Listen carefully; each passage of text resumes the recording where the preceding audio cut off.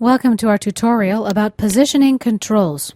Let's go to File, New, and Website. Select an ASP.NET website. Let's accept the default location and click OK. In our tutorials about building web applications, I'm not interested in teaching you how to design a website per se, but how to program them. In this tutorial, I'm going to go through some basic concepts regarding how to position the controls on your web application.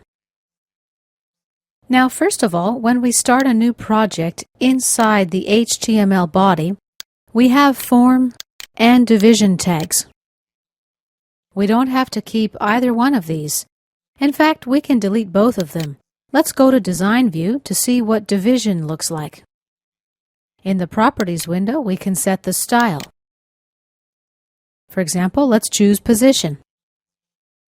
Let's make the width of the division 300 pixels and the height 200 pixels. We'll set the top margin at 20 pixels and the left margin at 30 pixels. From the drop-down menu on the right-hand side, we can choose from any one of a number of units of measurements: pixels, points, inches, centimeters, millimeters, percentage, and so on. Let's also select a background. Let's say green, and a border.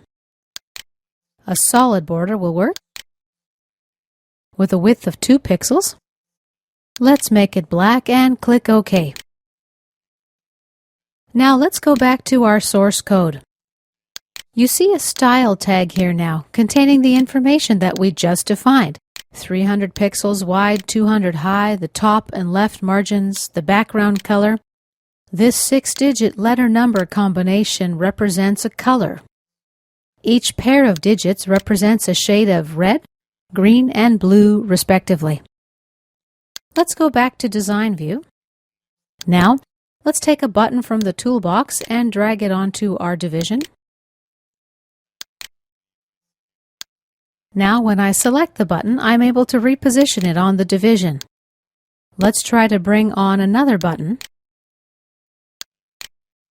As you can see, I'm trying to drag the button, but it's not working. In the previous version of Visual Studio, there was what was called grid layout. Grid layout lets you drag your controls around the workspace and then position them precisely where you wanted to. It's still possible if I go to the source view. The button tag is highlighted now. Press Enter. Now right-click and I'll paste a line of style code defining the position that I want. The left, top, etc. Here are open and close P tags. These represent paragraphs or the equivalent of a hard return. Let's go back to Design View. Now when I grab the button, I'm able to drag it around. Let's go back to Source View, and you see the left and top positions are now changed. We can apply absolute positions to our division as well. Let's right-click and copy. Now right-click and paste. Let's go back to Design View to see how it works. As you see, we're now able to drag our division freely around the workspace. For divisions, you can set up absolute positions in the Understyle property. Click OK. Let's delete this code here.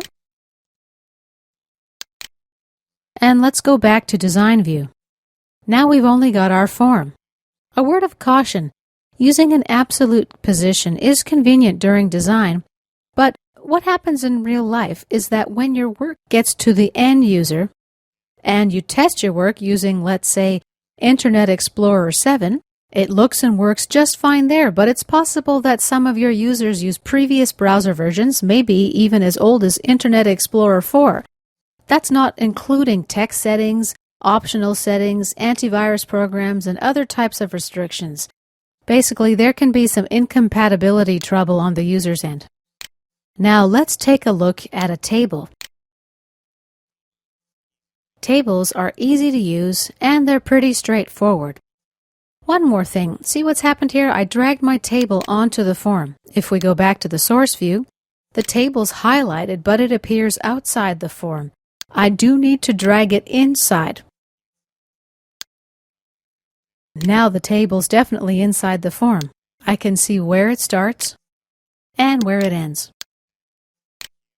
Here are where the table rows start and end. We've got 3 table cells. Let's type some random text into the cells in Code View. Then return to Design View. Here's my text appearing in the 3 top cells. In the old design days, tables were used almost exclusively for web design and programming. You'd basically nest and stack your tables to organize your display the way you wanted. Let me delete this. And let's drag out a couple buttons from the toolbox.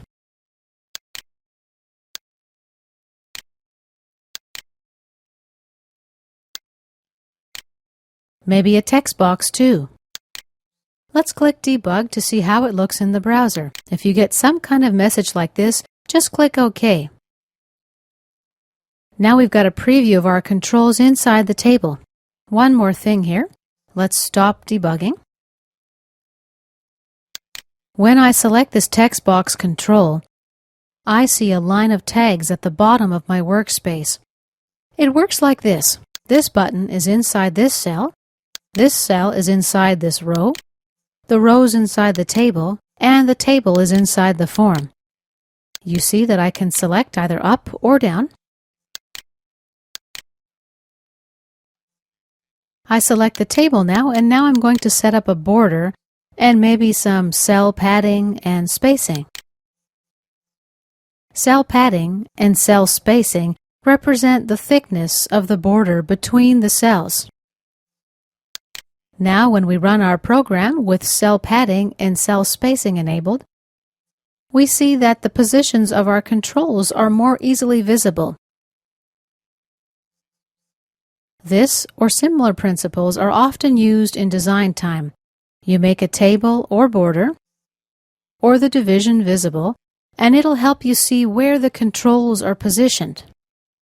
However, when you're done, and you're ready to put your application live, you make the borders invisible, or the cell padding and spacing values 0. A final note, it's very important before you release your product to test it on a few different browsers and using a few different settings. Again, remember that some of your end users may be using some very old browsers, or they might not even be using an Internet Explorer browser. This concludes our tutorial about positioning controls.